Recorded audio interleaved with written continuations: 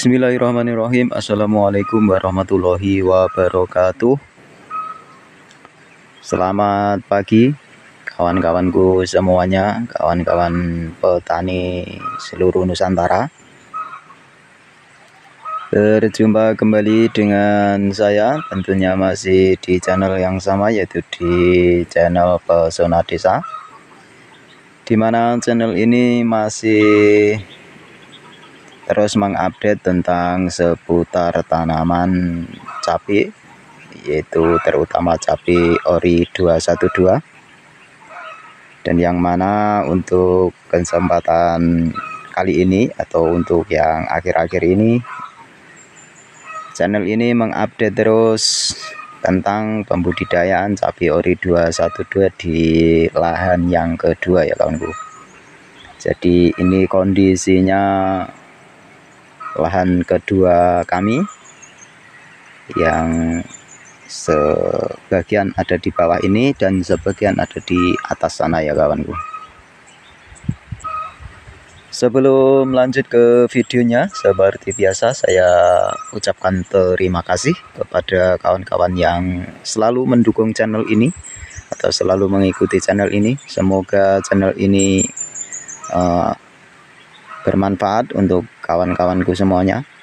Dan untuk kawan-kawan yang baru menemukan channel ini, jangan lupa dukungannya dengan cara di like, di komen, dan di subscribe agar tidak ketinggalan video-video kami tentang pembudidayaan cabai ini yang selanjutnya. Tepatnya hari ini di Kamis 18 September 2025.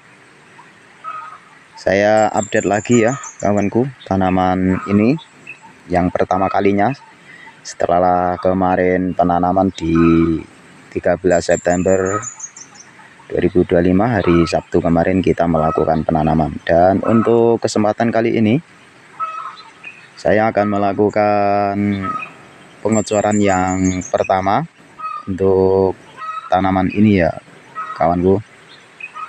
Jadi agenda saya di pagi hari ini yaitu melakukan pengocoran yang pertama di tanaman yang saat ini berusia 6 hari setelah tanam ya kawanku. Jadi kondisinya seperti ini.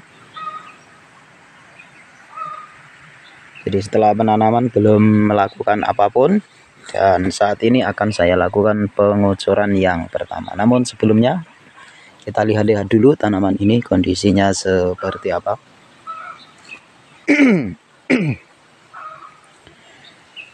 Jadi ini metode yang saya bagikan kemarin ya kawanku.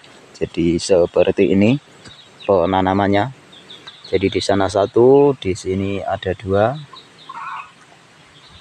di sini satu lagi, dan di situ dua lagi. Seperti itu ya kawanku. Jadi kalau di sini satu, di sana dua, di sini dua, di sana satu. Seperti itu ya kawanku. Jadi ini seperti itu metode tanaman saya ini. Jadi ya untuk yang sebelah sini pun seperti itu juga. Semuanya seperti itu ya kawanku metode tanam ini. Dan apa saja yang saya buat pengocoran untuk yang pertama ini, ikuti terus video ini sampai selesai ya kawanku agar tidak gagal paham. Dan inilah yang saya buat pengocoran untuk yang pertama di usia 6 hari setelah tanam ini ya kawanku. Jadi saya yang pertama menggunakan asam amino. Untuk yang kedua saya menggunakan fosfat cair. Dan untuk yang ketiga yaitu saya menambahkan asam humat ya kawanku. Jadi hanya menggunakan 3 bahan ini untuk pengocoran yang pertama. Dan untuk fungsi dan kegunaannya apa saja?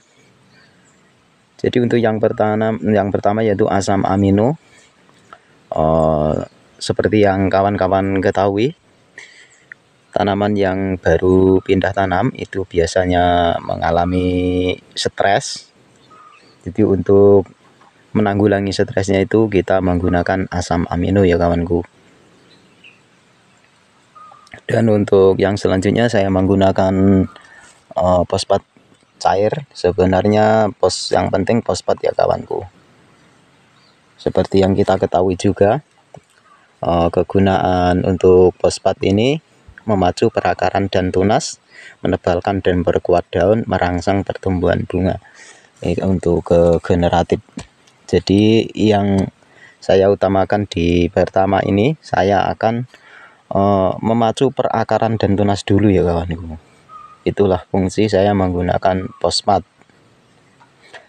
dan menebalkan dan memperkuat daun. Artinya kalau perakaran sudah bagus dan tunas-tunas akan muncul dengan kondisi yang kuat, nanti kita memacunya untuk di pelebatan atau untuk melebatkan itu lebih mudah lagi ya kawanku.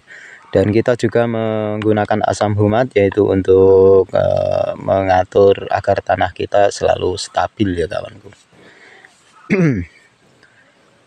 Jadi itu yang saya gunakan untuk kesempatan kali ini. Nanti untuk dosisnya, untuk asam amino saya akan menggunakan kurang lebih 40 ml per 20 liter air.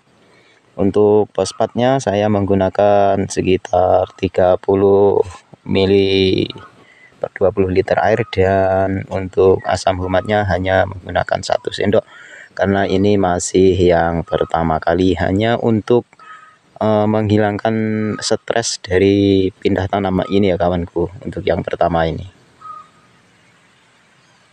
Oke, langsung kita campurkan saja. Ini untuk Marden fullnya sekitar 30 ml. Untuk asam humat 1 sendok ya kawanku itu tadi.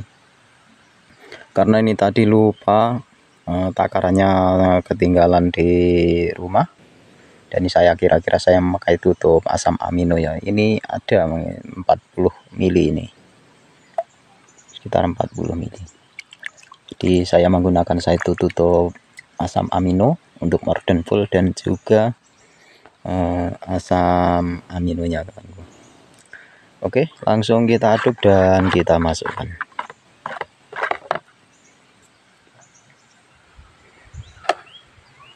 Masih tetap ya, saya menggunakan di ini alat kocer 20 liter, kapasitasnya 20 liter.